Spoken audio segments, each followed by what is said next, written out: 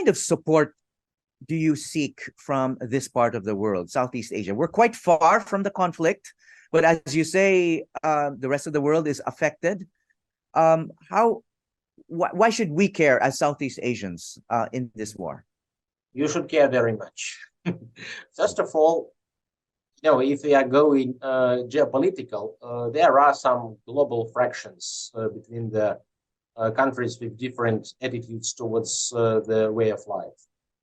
One of them is Central Europe, and we are the country facing now the military threat and military attack from the dictatorship, from authoritarian state, trying to destroy the democratic change of power in it very much, because they are very close culturally, but we are living free.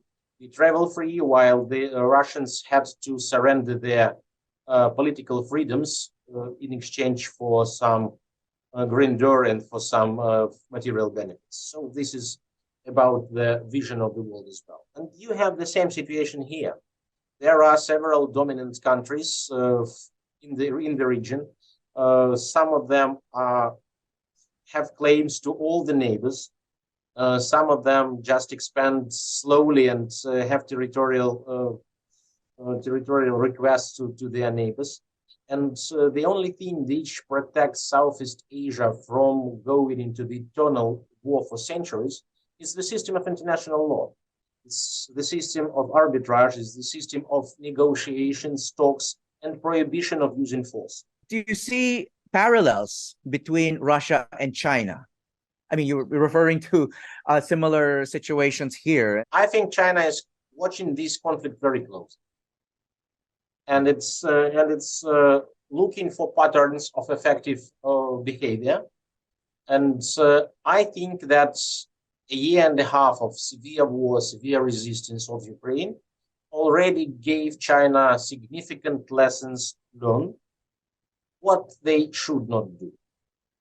Because it's not effective, it affects everybody. And if you make parallels between China and Russia, I would say that Russia is less dependent on international trade than China. So if sanctions of this scale will be imposed on China, it will be catastrophic for them. So they are way smarter than Russians.